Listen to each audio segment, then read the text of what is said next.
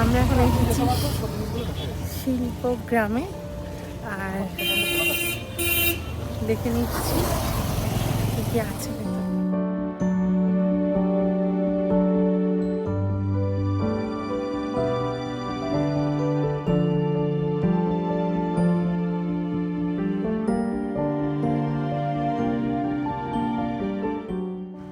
চলো তাহলে শিল্পগ্রামের ভেতরে এবার ঢুকি। এই মেলাটির সম্বন্ধে আমি অনেকবার শুনেছিলাম, কিন্তু আমার এই প্রথমবার। তাই আমি আর রিপ মিলে ঠিক করলাম আজকে সোনাঝুরির হাটে যেতে পারি না পারি একবার এই শিল্পগ্রাম মেলাটিতে অবশ্যই ঢুকবো। প্রথমেই তোমাদেরকে সমস্ত রুলস রেগুলেশন সব কিছুই আমি একটুখানি দেখিয়ে নিচ্ছি, যাতে তোমাদের সুবিধা হয় কেউ এলে। আর এই দিকে আছে একটি টিকিট কাউন্টার, অতি সামান্য একটি মূল্যের 30 টাকা টিকিটের মাধ্যমে আপনারা ভেতরে পার্কে ঢুকতে পারেন।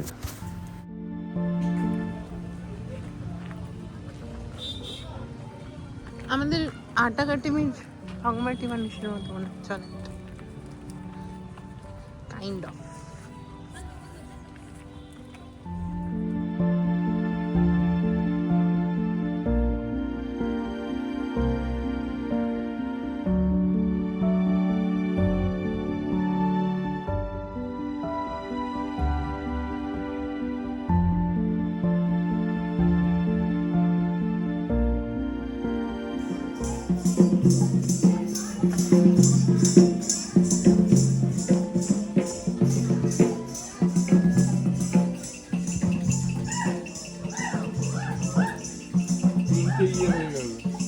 হ্যাঁ,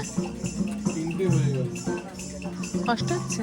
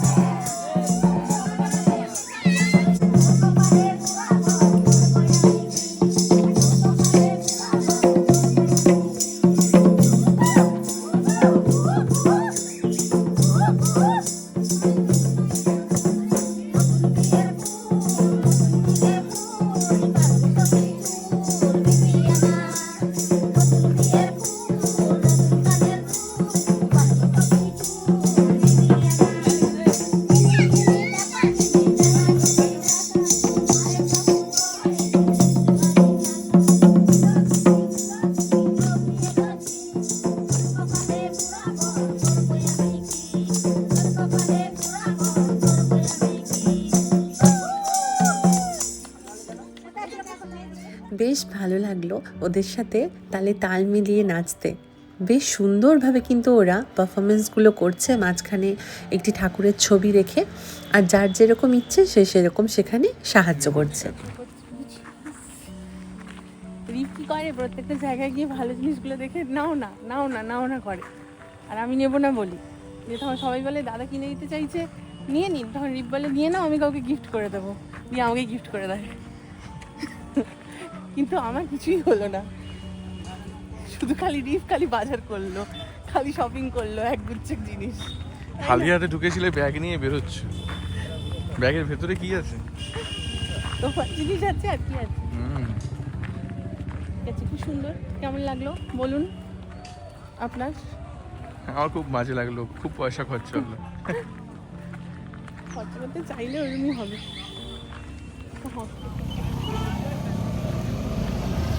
এখন বাজে প্রায় 3টে।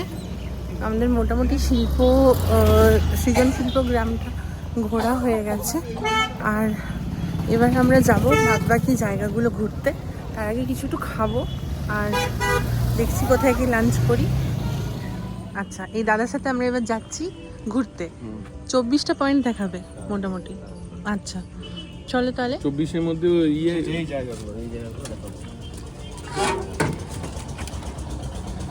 জায়গাগুলো দাদা সব দেখাবে আমাদের এখন।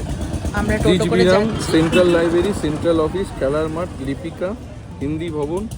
এর মধ্যে দু একটা জিনিস ভেতরে আছে, ধরুন একেবারে ভেতরে যেগুলো ঢোকা যায় না, আর যেগুলো ধরুন ওর থেকে আরো দু চারটা জিনিস বেশি দেখাবো, তার জন্য নয়। ঠিক আছে, এতগুলো জিনিস দেখাবো, তাহলে চলো আমরা যাই। 23টা আমরা দেখবো না। হাউস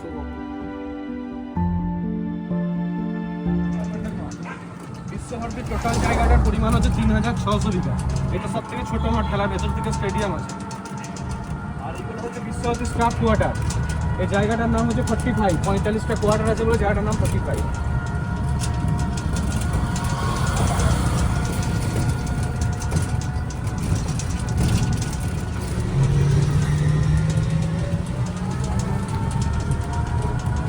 পালি গার্লস। এটা হচ্ছে বিশ্বভারতী বায়োটেকনোলজি। এটা কি? বায়োটেকনোলজি। বায়োটেকনোলজির কি? আচ্ছা।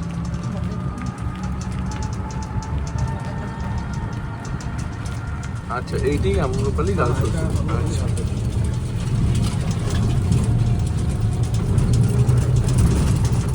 কলা ভবনের স্টুডেন্টরা এগুলো করেছে।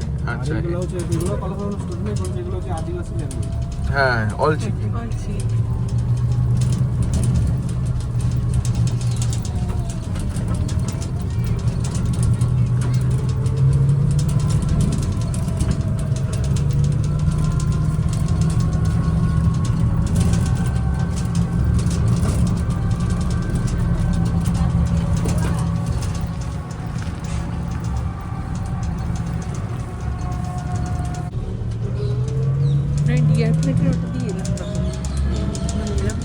এটা হচ্ছে কৃষি অর্থনীতি গবেষণা কেন্দ্র, যেটার উপর ভিত্তি করে অমর্ত্য সেন নোবেল প্রাইজ পেয়েছিলেন। সেটা হচ্ছে এখানে তিনি গবেষণা করতেন। অমর্ত্য সেন তিনি ইকোনমিক্সের উপর ভিত্তি করে নোবেল প্রাইজ পেয়েছিলেন। এখন বিশ্বভারতীর স্টুডেন্ট এখানে গবেষণা করে। 243294। হোস্টেল হচ্ছে এটাই। আর এই মূর্তিগুলো দেখছেন, পাথর কেটে কেটে হোস্টেলের স্টুডেন্ট এই সমস্ত মূর্তিগুলোকে বানিয়েছে।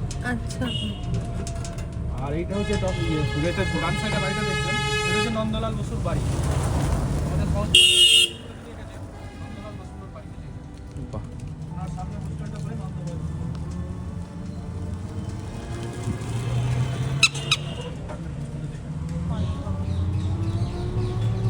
কণিকা মুখোপাধ্যায়, সাবজুটের ঘোষ, বৈশালী ব্যানার্জি এখানে পড়াশোনা করতেন।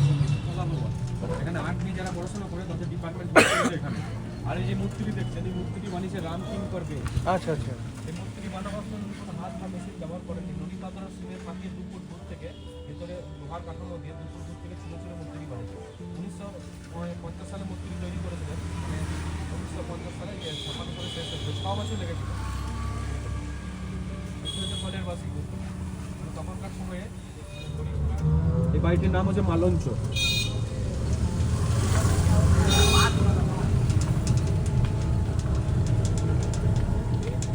বিশ্বভারতীর সমস্ত সাংস্কৃতিক অনুষ্ঠানগুলো এই হলঘরটার মধ্যেই হয়। রবীন্দ্রনাথ ঠাকুর প্রথম নাটক রক্তকর্মী নাটকটা তিনি 7 বছর বয়সে এই হলঘরেই প্রথম শুরু করেছিলেন। এগুলো তো রিহার্সাল হয়। 6টা বাড়ি, এখানে 5টা, ওইদিকে একটা। তিনি এক একটা ঋতুতে এক একটা বাড়িতে বাস করতেন। এখানে 5টা বাড়ি।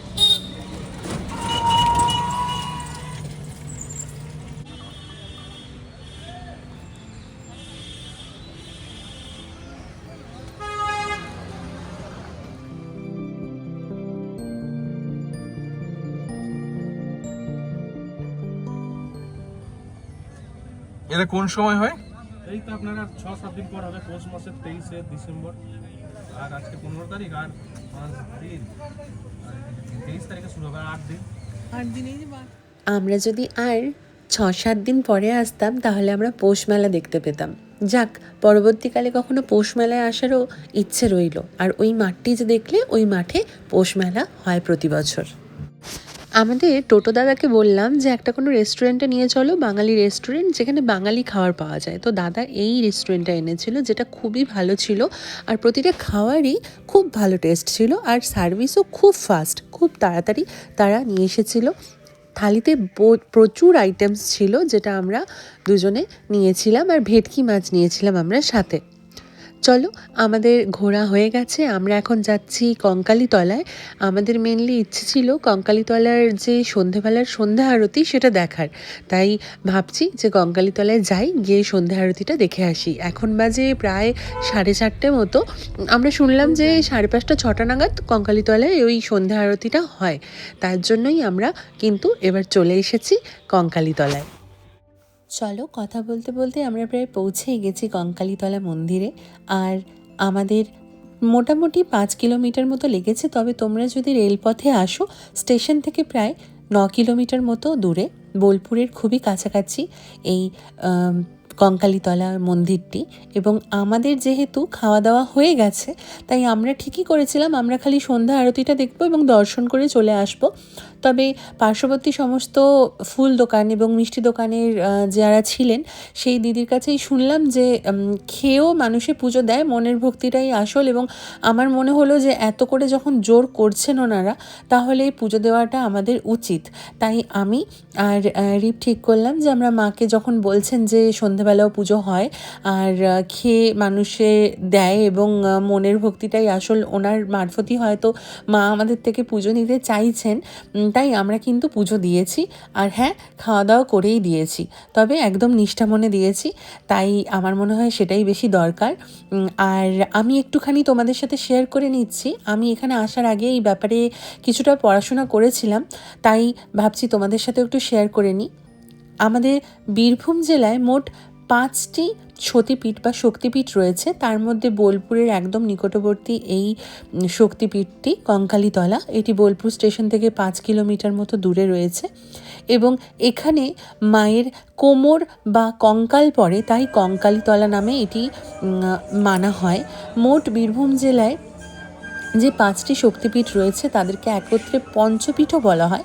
আর এখানে মায়ের কিন্তু নির্দিষ্ট কোনো মূর্তি নেই, যে কুণ্ডটি তোমরা দেখলে ওই কুণ্ডটিকেই পুজো করা হয় এবং মায়ের একটি ছবিকে পুজো করা হয়। মানা হয় এই কুণ্ডতে এখনও মায়ের কঙ্কাল, কোমরের কঙ্কালটি অবস্থিত রয়েছে এবং প্রতি 15 থেকে 20 বছর অন্তর অন্তর এই পুকুর থেকে বা কুণ্ডটি থেকে পাথর তোলা হয় এবং সেই পাথরকে পুজো দেওয়া হয় এবং তারপরে আবার ভাসান দিয়ে দেওয়া হয়। আর এই পুকুরের আরও অনেক আমি রহস্যময় গল্প অনেক কিছু শুনেছি, যেগুলো আমার নিজস্ব ভাবনা চিন্তাতেও খুবই অবাক করে ফেলেছে আমাকে। আর আরেকটা মানা হয় যে মণিকর্ণিকা ঘাটের সাথেও এই পুকুরের বা কুণ্ডের যোগ আছে, কারণ এই কুণ্ডের জল কখনোই শুকায় না। তাই বেশ ভালো লাগলো শুনে এবং সামনে থেকে দেখে একটা অন্যরকম অনুভূতি। সামনেই একটি মহাশ্মশান আছে এবং এখানে সন্ধ্যা আরতিটা আমার দেখার খুব ইচ্ছে ছিল। সন্ধ্যা আরতি প্রায় শুরু হয়ে গেছে, অনেক লোকজন জড়ো হয়েছে এখানে সন্ধ্যা আরতি দেখতে। আমার সাথেও কিছু কিছু ঘটনাই মন্দিরে এসে ঘটেছে, তবে মন্দিরের কিন্তু আবহাওয়া এবং চারিপাশ খুবই অদ্ভুত এবং খুবই সুন্দর, শান্ত, আর কোথাও একটা মনে হচ্ছে যেন মা এখানে জীবন্ত আছেন।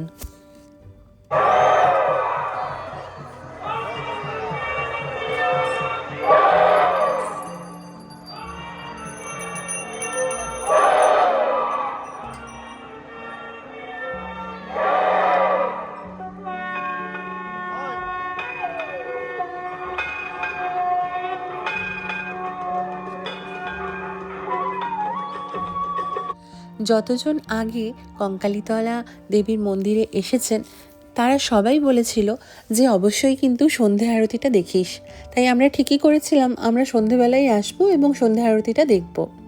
সামনে আছে কোপাই নদী, যাকে সন্ধ্যা আরতি করা হচ্ছে এবং সত্যি সন্ধ্যা আরতিটা কিন্তু দারুণ সুন্দর লাগছে দেখতে। সামনে থেকে দেখে বোঝানো যাবে না যে কতটা সুন্দর লাগছে, হয়তো ছবিতে বা ক্যামেরাতে সব কিছুটাই বোঝা যায় না, সামনে থেকে দেখে যতটা ভালো লাগছে।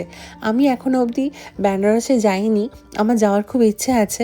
তবে হ্যাঁ, আমি হরিদ্বারে গঙ্গা আরতি দেখেছিলাম, সেটাও একটা নস্টালজিয়া। আর এইখানেও আমার সেরকমই একটা কিন্তু অন্যরকম অনুভব হলো। তোমরা যারা বীরভূম জেলার এখানে কঙ্কালীতলা দেবীর মন্দিরে আসবে বলে ভাবছো, সকলকে আমি বলবো তোমরা কিন্তু অবশ্যই 5:30 থেকে 6টার মধ্যে এসো এবং গঙ্গা আরতিটা কিন্তু অবশ্যই দেখো। জানি না সময় পরিবর্তন হয়তো ঋতু পরিবর্তনের সাথে হতে পারে, তবে শীতকালটায় মোটামুটি 6:30টার মধ্যে হয়ে যায়। কঙ্কালীতলা থেকে ফেরার পথে আমরা এসেছি একটা দোকানে, বেশ ভালো লাগছে, গরম গরম পকোড়া, একটা লঙ্কার পকোড়া নেব।